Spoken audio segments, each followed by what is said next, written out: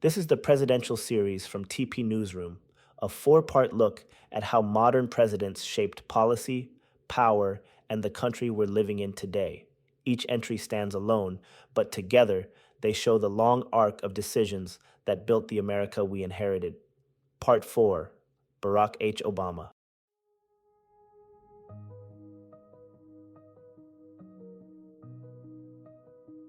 Barack Obama entered the national stage at a moment when the country was tired of confrontation and uncertainty. 8 years of foreign conflict, economic strain, and political division had left people looking for something that felt steady and forward-facing. His rise was not a surprise. It was the result of a country that wanted a pause from fear-based leadership and a return to a sense of calm direction. People were searching for a leader who could speak to possibility without denying the difficulty of the moment. Obama filled that space with a voice that carried both assurance and restraint. The campaign message was not built on dramatic promises. It was built on the idea that the nation could reset its posture.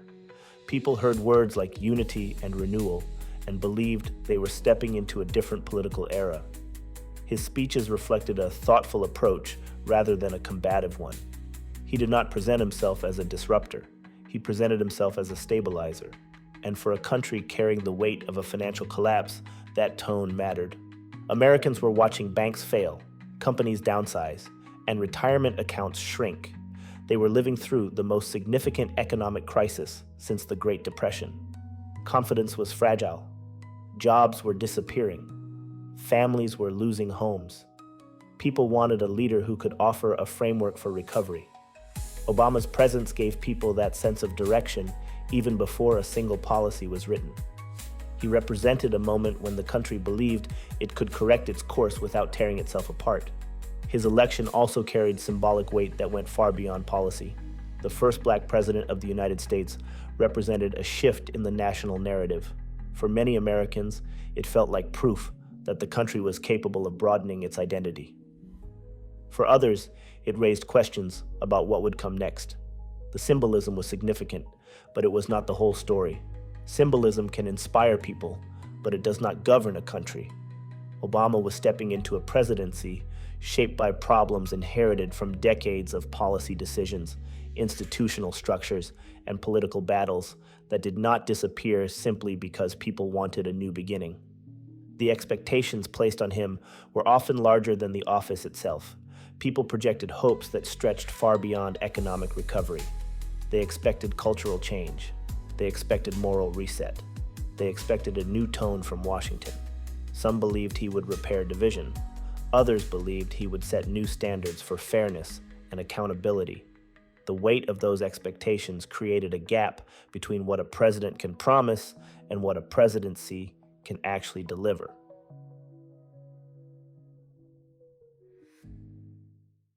The early days of his administration were defined by urgency. The financial system had to stabilize. Major industries were on the verge of collapse. People needed reassurance that the country would not fall deeper into crisis. Obama's approach was measured. He listened. He gathered specialists. He communicated in a steady rhythm rather than emotional swings. This approach strengthened confidence for some and frustrated others who wanted immediate change. His presidency did not open with grand gestures. It opened with the slow, deliberate work of trying to rebuild systems that were already cracking. This cautious balance shaped the rest of his time in office. He believed that progress required consensus. He tried to operate within the existing political structure, even when that structure resisted cooperation. He was not a president who drove policy with force. He was a president who tried to move the country through paced negotiation. In a political environment that was rapidly becoming more polarized, this often created tension between intention and outcome. Public perception became one of the central challenges of his presidency. Supporters viewed him as thoughtful and principled. Critics saw caution as weakness. People expected transformation, but transformation requires both political will and structural flexibility. The system he inherited was rigid and deeply divided. This made his measured approach feel slower than the moment demanded. At the same time, his ability to remain calm under pressure created a sense of stability during a period when the country needed steady leadership. The presidency also revealed the limits of symbolism. Being a historic figure did not erase the realities of governing. His presence brought inspiration, but inspiration does not override congressional gridlock, global conflicts, or economic strain. The symbolic narrative that propelled him into office collided with the practical demands of the world he had to manage. This tension defined much of the public debate around his leadership. Some people focused on what he represented, others focused on what he delivered. And between those two viewpoints grew a national conversation about identity, power, and progress. The story of Obama's presidency cannot be told as a single arc. It is a series of overlapping realities. It is the reality of a nation recovering from financial collapse. It is the reality of a global landscape shifting under new pressures. It is the reality of a political system that had begun to favor obstruction over compromise. It is the reality of a symbolic figure stepping into a role that required practical choices rather than cultural gestures.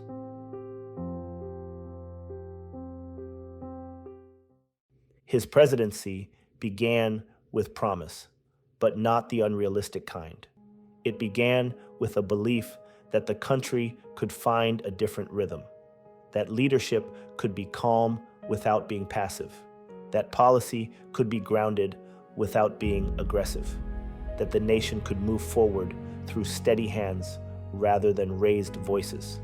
These ideas created the atmosphere that defined the first years of his time in office. This opening narrative is not about praise or critique. It is about clarity. Obama entered the presidency at a moment when people wanted both repair and reassurance. His leadership style reflected that desire. His tone set the foundation for how he approached the problems ahead.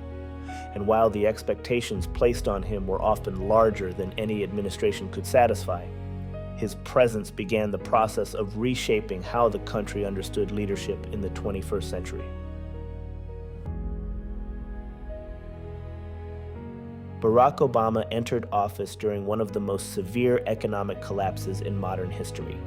The financial system had deteriorated to a point where major institutions were failing. At the same time, ordinary Americans were losing jobs, homes, and long-term security. The first responsibility of his administration was to stop the decline before it widened into a deeper national crisis. This required decisions that were neither popular nor politically clean. It required responses that were immediate and protective rather than visionary or transformative. The Recovery Act became the foundation of his early domestic agenda. It was a large-scale stimulus package designed to stabilize employment, support state budgets, and prevent a complete breakdown of basic public services. The goal was not rapid growth. The goal was to create a floor strong enough to hold the country in place while private markets regained function. Infrastructure investments, renewable energy projects, tax credits, education funding, and unemployment support were all included. Some argued the plan was too cautious. Others believed it was too expensive. The measurable result was that the country avoided a deeper economic collapse that could have reshaped an entire generation of workers. During the same period, the auto industry faced the possibility of collapse as well. General Motors and Chrysler were sliding toward liquidation. The impact of their failure would have reached far beyond the companies themselves. Supply chains, parts manufacturers, local economies, and hundreds of thousands of workers depended on the industry's survival. Obama approved a structured bailout that allowed the companies to reorganize under federal oversight. It was a controversial decision. It involved the government directly in private industry, but the long-term effect was a stabilized sector that returned to profitability and preserved significant employment. Healthcare became the signature domestic battle of his presidency. The Affordable Care Act attempted to restructure the system so that more people could access insurance without facing exclusion for pre-existing conditions or unaffordable premiums. The law expanded Medicaid, created insurance marketplaces, and introduced protections for consumers. Implementation was complicated. Political opposition was intense. public opinion was divided, but the law established a baseline of national healthcare standards that shifted the conversation from whether coverage should exist to how it should be improved. It did not resolve the entire system. It moved the system away from practices that left many people without coverage or protection. Financial regulation was another central area of focus.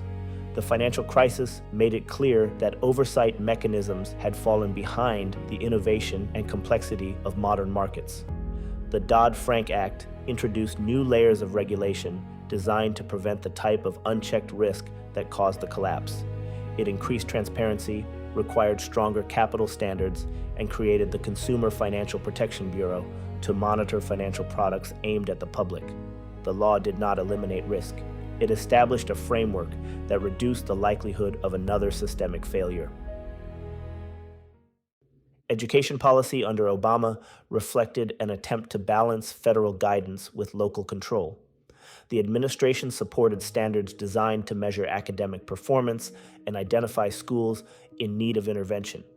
The approach relied heavily on testing and accountability structures that were both praised and criticized. Supporters argued that the system exposed long-standing inequities. Critics argued that it placed too much pressure on testing as a metric for growth. The intention was to modernize the educational landscape. The results were uneven, and the debate around the appropriate level of federal involvement continued. Labor and employment policy evolved in response to shifts in the economy. Wage growth had been stagnant for decades. Job security had weakened in many industries. The administration pushed for expanded worker protections, support for collective bargaining rights, and updated overtime rules. Some changes took hold. Others faced legal and legislative resistance. The broader challenge was structural. The labor market was moving toward automation, contract work, and global competition. Policy alone could not reverse trends that had been developing for decades. The housing market required attention as well. Millions of families were facing foreclosure. The administration launched programs intended to modify loans, reduce interest rates, and stabilize housing prices. These programs helped some homeowners remain in their homes, but not all. The scale of the crisis outpaced the tools available. The administration faced criticism for not acting more aggressively, but the legal and financial constraints surrounding mortgage servicing limited what could be done. Energy and environmental policy marked a shift toward long-term sustainability. Investments in clean energy technologies increased. Fuel efficiency standards were tightened. The administration attempted to move the country toward a more diversified energy portfolio. These efforts produced measurable progress, but faced political resistance that limited broader expansion.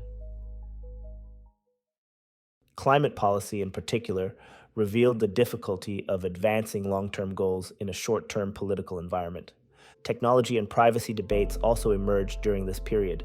The growth of digital platforms and data-driven industries raised questions about consumer protection, data ownership, and surveillance.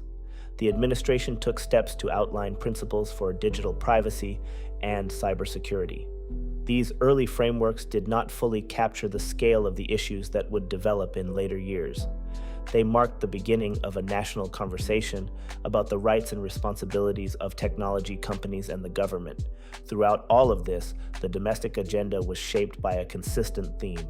Obama believed that policy should be built through consensus and evidence rather than force and volume. This approach created a steady pace that helped stabilize the country after the crisis. It also created frustration among those who wanted faster change. The administration often operated within the system rather than against it. This made progress slower, but it also made progress more durable. What stands out in his domestic agenda is balance. Stabilization over disruption, correction over confrontation, gradual improvement over sweeping overhaul. This does not mean the outcomes were perfect or complete. It means the approach reflected a belief that progress requires movement within existing structures, even when those structures limit how far change can reach. His domestic policies carried this signature: steady, measured, intentional, focused on long-term recovery rather than short-term political victories. Social and cultural policy under Barack Obama unfolded in a landscape that was already shifting. The country was experiencing demographic changes, technological expansion, and a growing public awareness of long-standing inequalities. His administration stepped into these developments with a tone that emphasized dialogue and incremental reform rather than sweeping cultural directives. The goal was not to redefine the nation's identity in a single movement. The goal was to acknowledge the pressures people were feeling and introduce policies that reflected a more inclusive social framework. Civil rights remained a central focus. The administration supported protections for groups that had historically been excluded from full participation in public life. This included expanding anti-discrimination rules, strengthening enforcement of existing laws, and using the authority of federal agencies to address unequal treatment. The emphasis was on building a consistent standard across states and institutions. Progress was steady, though often met with legal and political resistance. The administration's approach relied on gradual changes that aligned policy with evolving public norms. One of the most visible cultural shifts involved LGBTQ rights. The repeal of the military's Don't Ask, Don't Tell policy allowed service members to serve openly without fear of discharge. The administration also declined to defend the Defense of Marriage Act in court, signaling a shift in federal posture.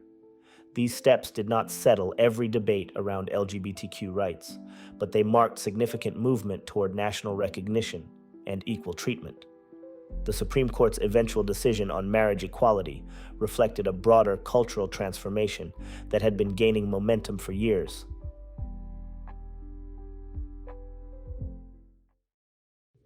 Immigration policy presented a complex challenge. Millions of undocumented immigrants were living in the United States under uncertain conditions. The administration attempted to balance enforcement with humanitarian considerations. The Deferred Action for Childhood Arrivals program allowed certain young immigrants to remain in the country without fear of immediate removal.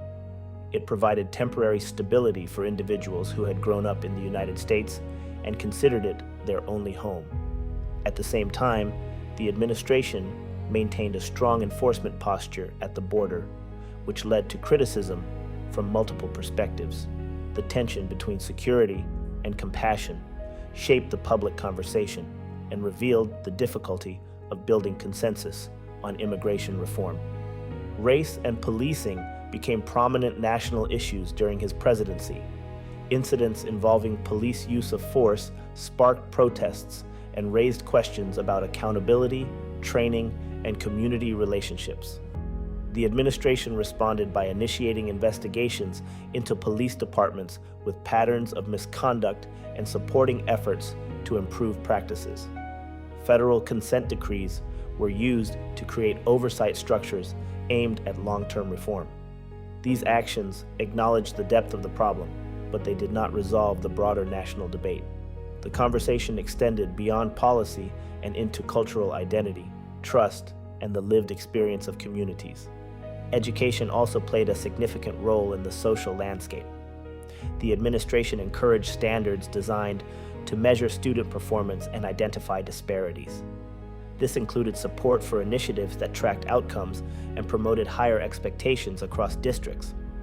While the approach aimed to reduce gaps between schools, it generated debate about the role of testing and the pressure placed on educators and students. The intention was to create a clearer picture of educational inequality. The impact varied depending on how states implemented the standards. Student loan debt grew during this period as more individuals sought higher education to remain competitive in the job market. The administration expanded income-driven repayment options and increased federal oversight of for-profit colleges that misled students. These efforts attempted to address the financial burden facing students while holding institutions accountable for their outcomes. The challenge was structural. Higher education costs had been rising for decades. Policy adjustments provided relief, but did not solve the underlying system. Health and wellness initiatives reflected a broader cultural shift toward preventive care. The administration supported programs focused on nutrition, physical activity, and reducing chronic disease. These efforts targeted schools, workplaces, and communities. The goal was to encourage healthier habits and reduce long-term medical costs. The initiatives were modest in scope, but contributed to a growing public awareness of health disparities and lifestyle-related illnesses. Technology and communication continued to reshape social behavior. The rise of social media platforms created new avenues for public expression and information sharing. It also produced new risks related to privacy, misinformation, and social division. The administration began outlining principles for digital privacy and cybersecurity. These measures served as early attempts to understand and respond to the influence of technology on daily life. The full impact of these developments would become more visible in later years, but the foundations were set during this period. Religious and cultural tensions also defined parts of the national conversation. The administration emphasized respect for diverse beliefs and sought to maintain a balance between religious freedom and civil rights protections. This approach aimed to reduce conflict rather than escalate it. Some groups felt supported by this posture. Others believed the balance shifted too far in one direction. These disagreements highlighted the challenge of governing a nation with diverse identities and perspectives. The social and cultural landscape of Obama's presidency cannot be separated from the larger political environment. Public discourse was becoming more polarized. Social issues that once moved slowly began accelerating through court decisions, legislative action, and public activism. Obama's approach reflected his broader governing philosophy. He favored steady progress, institutional frameworks, and dialogue over confrontation. This created consistency across his social policy agenda. It also created tension when the pace of cultural change outstripped the pace of political movement. Throughout his presidency, Obama operated with the belief that the country could address deep social issues through measured steps and sustained public engagement. He viewed policy as a tool that could guide cultural development without forcing rapid shifts that the system could not support. This perspective shaped decisions across civil rights, immigration, policing, education, and public health. The results were mixed, as they are in any administration, but they reflected a coherent approach rooted in stability and long-term progress. Social and cultural policy under Obama did not redefine the nation in a single moment. It added structure and clarity to ongoing conversations. It advanced protections for individuals who had long been denied them. It responded to emerging challenges created by technology, demographic change, and economic pressure, and it attempted to build a more consistent standard for how people are treated across institutions and communities. Foreign policy under Barack Obama unfolded in an international environment shaped by conflict, transition, and shifting power structures. He entered office with two major wars underway and a global economy experiencing severe strain. His approach reflected a belief that American influence should be exercised with precision rather than broad military engagement. The goal was to stabilize regions without deepening commitments that had already stretched military resources and public patience. This required decisions that balanced strategic interests with a desire to reduce the footprint of American force. The wars in Iraq and Afghanistan defined the early years of his foreign agenda. In Iraq, the administration followed a withdrawal timetable that had been set before he entered office. The goal was to reduce the military presence while supporting local security forces and political institutions. The withdrawal marked a significant shift in American policy, moving the country away from long-term occupation. The outcome was mixed. Violence decreased for a period, but instability persisted. The challenge was systemic. Iraq was rebuilding from a conflict that dismantled its institutions and altered its political landscape. Afghanistan presented a different set of issues. The administration approved a troop surge intended to weaken insurgent forces and create space for political stabilization. The strategy focused on targeted military operations and support for local governance. While the surge produced tactical gains, it did not resolve the long-term complexities of regional politics, corruption, or the influence of external actors.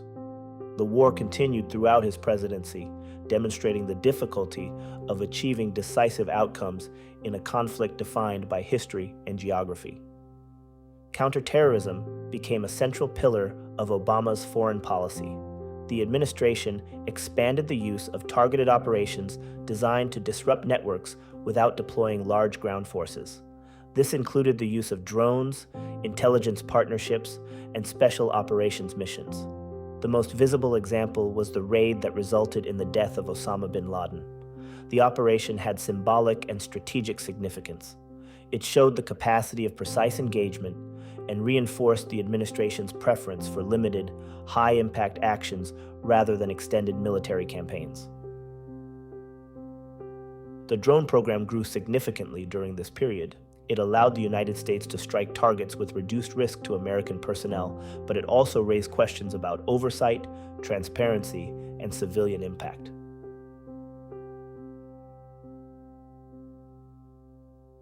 The administration defended the program as a necessary tool in a complex security environment. Critics argued that the lack of public accountability created long-term concerns about international norms and the balance between security and human rights. The tension reflected a broader debate about how the United States should fight asymmetric threats in an era where traditional warfare was becoming less common. Relations with Iran illustrate the administration's focus on diplomacy. Years of strained relations and concerns about nuclear development required a strategy that reduced risk without escalating into conflict. The Joint Comprehensive Plan of Action imposed limitations on Iran's nuclear activities in exchange for sanctions relief. The agreement aimed to create a verifiable structure that would prevent nuclear expansion while opening pathways for broader diplomatic engagement. Supporters viewed it as a practical resolution that avoided military escalation. Critics believed it granted too much flexibility and did not address Iran's regional activities. The agreement demonstrated Obama's preference for negotiation backed by international cooperation. The Middle East as a whole presented significant challenges. The Arab Spring raised hopes for democratic reform, but also produced instability across multiple countries. The administration attempted to support transitions without becoming deeply entangled in internal conflicts. This approach reflected caution, especially after the consequences of earlier interventions in the region. In Libya, the United States supported a NATO-led operation to prevent mass violence. The intervention succeeded in its immediate objective, but left a difficult aftermath as the country struggled with fragmentation and political disorder. Syria represented one of the most difficult foreign policy dilemmas of Obama's presidency. The civil war produced humanitarian catastrophe and regional instability. The administration resisted full-scale military involvement, emphasizing diplomatic efforts and limited support to opposition groups. The decision not to enforce the declared red line on chemical weapons became a point of significant debate. It reflected the administration's reluctance to commit American forces to another prolonged conflict. The result was a policy that attempted to contain the violence without altering the broader trajectory of the war. Relations with Russia shifted during this period as well. Early attempts at resetting the relationship did not withstand growing tensions.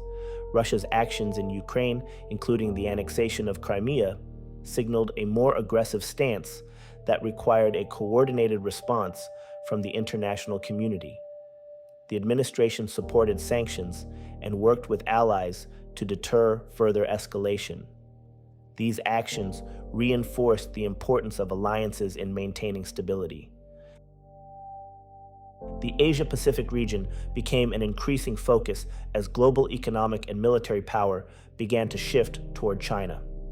The administration emphasized a strategic pivot designed to strengthen partnerships, expand trade, and maintain a balance of influence. This included deepening relationships with countries such as Japan, South Korea, and Australia.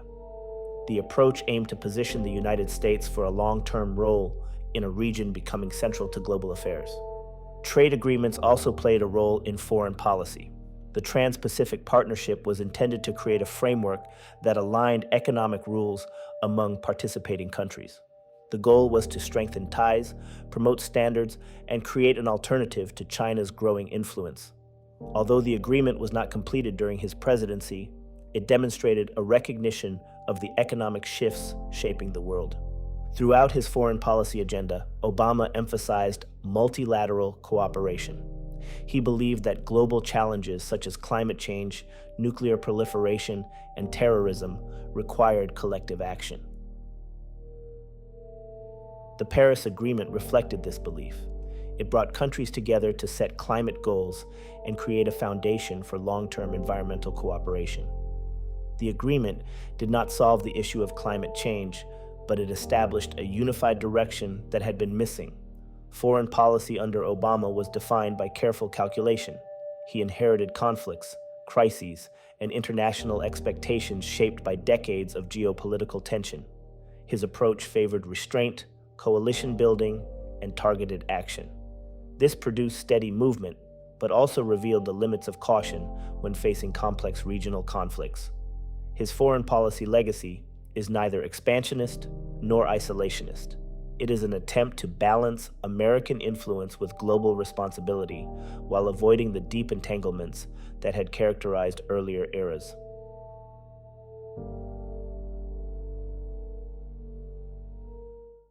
Barack Obama entered office with a federal government that had expanded its authority in response to terrorism, financial instability, and prolonged international conflict. The tools available to the presidency had grown in scope over the previous decade, and they carried both strength and risk. His administration inherited a system built for rapid decision-making in moments of crisis. The challenge was deciding how to use that system without allowing it to overshadow constitutional limits or long-term democratic norms. One of the most significant areas of executive power involved surveillance and intelligence gathering. The previous administration had expanded authorities in response to national security threats. Obama maintained many of these programs while attempting to place them within clearer legal frameworks. The National Security Agency's data collection programs continued, supported by court oversight and internal review.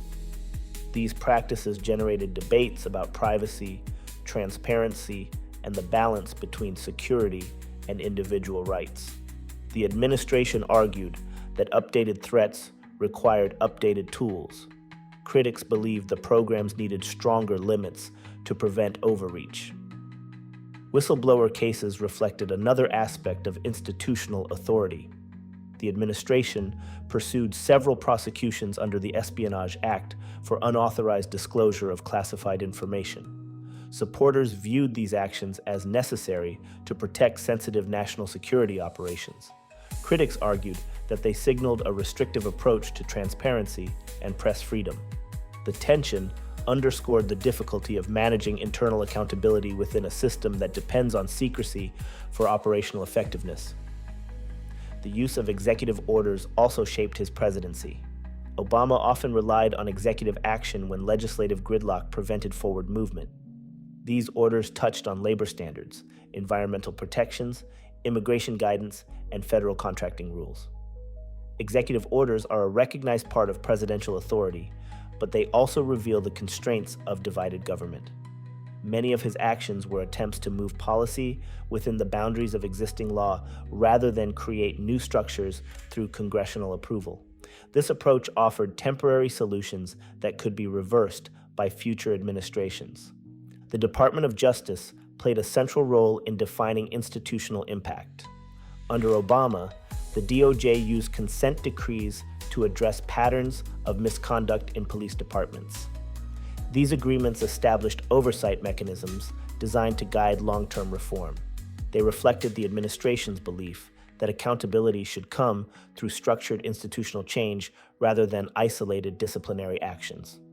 Consent decrees did not resolve every issue, but they created documented standards for behavior, training, and community engagement. Immigration enforcement highlighted the complexity of executive authority. The administration focused on prioritizing removals of individuals considered security risks or involved in criminal activity, while attempting to provide temporary protection for certain undocumented individuals through programs like deferred action for childhood arrivals. These actions operated within the limits of executive discretion.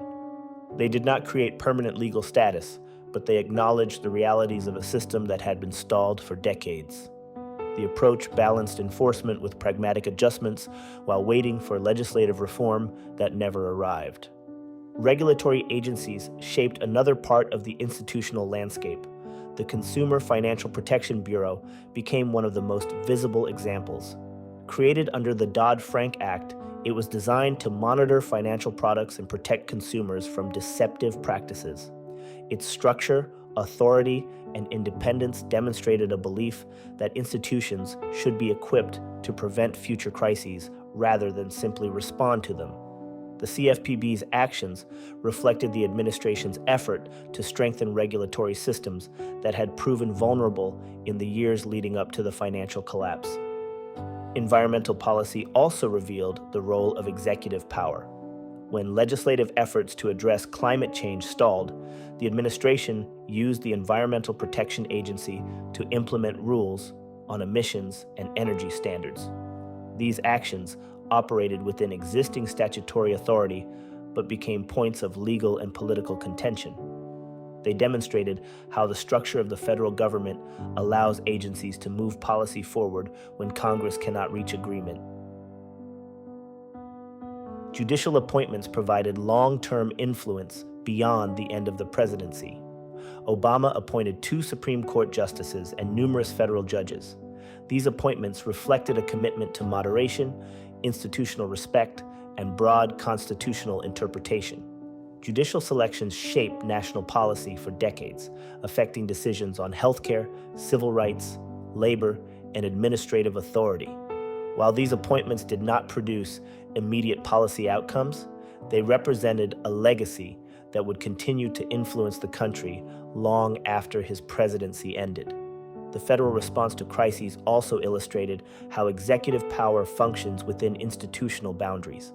Natural disasters, public health emergencies, and security threats required coordinated action across agencies. The administration prioritized communication, interagency cooperation, and data-driven strategies. This approach aimed to build trust in the federal response system while ensuring that institutions operated with discipline and clarity. Throughout his presidency, Obama attempted to operate within the constraints of existing structures. He believed that institutional stability was essential and that rapid shifts in authority could create long-term vulnerabilities. This perspective guided his choices. It created a presidency defined by careful movement rather than sweeping institutional reinvention. His use of executive power reflected both opportunity and restraint. It showed how presidents navigate a system where authority is available, but often limited by precedent, law, and political reality. The legacy of Barack Obama is shaped by the intersection of symbolism, policy, and the broader conditions of the era he governed. His presidency began with historic weight and ended with a political environment more divided than when he entered office. Understanding his impact requires stepping away from simplified narratives and looking at the long arc of what changed, what remained the same, and what his leadership revealed about the country. Supporters of Obama often emphasize stability. They point to the recovery of the financial system, the expansion of healthcare access, and the restoration of diplomatic partnerships. They see his presidency as a period when the country moved away from crisis and toward a more consistent posture. Under this view, his calm approach created space for recovery and prevented deeper instability during moments when the economy and global landscape were fragile. They also highlight his role in expanding civil rights protections and shaping public attitudes on issues such as marriage equality and healthcare reform. Critics focus on the limits of his approach. They argue that caution became a barrier to transformative change. They believe the administration did not push hard enough on structural issues such as income inequality, criminal justice reform, or immigration. They view the reliance on negotiation and consensus as ineffective in an environment where opposition had little interest in compromise. Under this view, the measured style that defined his presidency did not match the urgency of the problems facing the country. Both perspectives contain truth, and both must be understood within the constraints of the moment. Obama faced a divided Congress, shifting global pressures, and a political climate that was becoming more polarized each year. He chose a governing style grounded in restraint and institutional respect. That choice brought stability, but it also limited the scale of change in areas where momentum depended on aggressive action. This duality reflects the broader tension between leadership grounded in principle and leadership driven by force. His foreign policy legacy sits within a similar balance. He reduced the American military footprint in Iraq, avoided large-scale new wars, and emphasized targeted operations over broad interventions. This approach reflected a belief that long-term security required precision rather than occupation. At the same time, the continuation of drone operations and the challenges in regions such as Syria created debates about how restraint should be defined. His foreign policy showed the limits of caution in conflicts where the underlying conditions were beyond the reach of external influence. One of the most lasting elements of his presidency involves the role of symbolism. Obama represented a shift in the country's identity. His election signaled that a broader range of people could see themselves reflected in national leadership. For many Americans, his presence alone had generational meaning. It challenged assumptions about who could occupy the highest office in the country. That symbolism, however, did not shield him from the structural and political constraints of governing. It existed alongside the reality that policy outcomes are shaped by institutions rather than individual identity. The Affordable Care Act is one of the clearest examples of long-term impact. Despite political attempts to dismantle it, the core of the law has remained in place. It created expectations that healthcare should be more accessible and that protections for pre-existing conditions should be standard. Even critics of the law have had difficulty proposing alternatives that remove these protections. This demonstrates how policy, once implemented, can reshape public expectations and redefine the baseline for national debate. His judicial appointments also carry long-term influence. The federal judges he selected continue to shape decisions on civil rights, administrative authority, and constitutional interpretation. These appointments form a quieter part of his legacy, one that evolves over decades and reveals its impact through rulings rather than headlines. The cultural impact of his presidency is more complex. Obama's presence elevated conversations about race, identity, and representation. At the same time, his presidency coincided with rising polarization and shifting political narratives. Some of this division reflected broader trends unrelated to his actions. Some reflected the tension between a symbolic milestone and the unresolved issues that milestone did not erase. His presidency became a mirror that revealed both progress and the boundaries of that progress. Economically, the recovery from the financial crisis laid the foundation for a decade of growth. Employment increased, markets stabilized, and industries rebuilt. At the same time, long-term structural challenges remained. Wage stagnation, automation, and inequality continued to shape the economic landscape. These issues were years in the making and could not be resolved in a single administration. His role in stabilizing the economy was significant, but it did not end the broader trends that had been influencing the workforce for decades. On the global stage, Obama's emphasis on diplomacy shifted the tone of American engagement. Agreements such as the Paris Climate Accord and the Iran nuclear deal showed a belief in collective action. These efforts created frameworks that could be strengthened or weakened by future administrations. They demonstrated an attempt to position the United States as a collaborative actor in addressing global challenges. Whether these efforts endure depends on the choices of presidents who follow. One of the most important aspects of his legacy is how he used the tools of executive power. He expanded some authorities, restrained others, and attempted to bring transparency to programs that had grown rapidly during previous administrations. This produced a mixed record. Some actions strengthened oversight, others continued practices that raised questions about accountability. The complexity of these decisions reflects the difficulty of governing in an era defined by technological capability, global threats, and institutional inertia. Obama's presidency did not resolve the major debates shaping the country. It did not settle questions about inequality, representation, or national identity. It did not end polarization or redefine the political landscape. Instead, it revealed the depth of these issues and the limitations of any single administration in addressing them. His legacy is one of stability in a moment of uncertainty, incremental progress in a divided system, and symbolic significance in a country still wrestling with its own evolution. Long-term impact is measured by both what a president changes and what a president exposes. Obama changed parts of the healthcare system, financial regulation, civil rights protections, and global diplomacy. He exposed the difficulty of pursuing broad reform in a political environment shaped by division. He showed the limits of symbolism and the weight of expectation.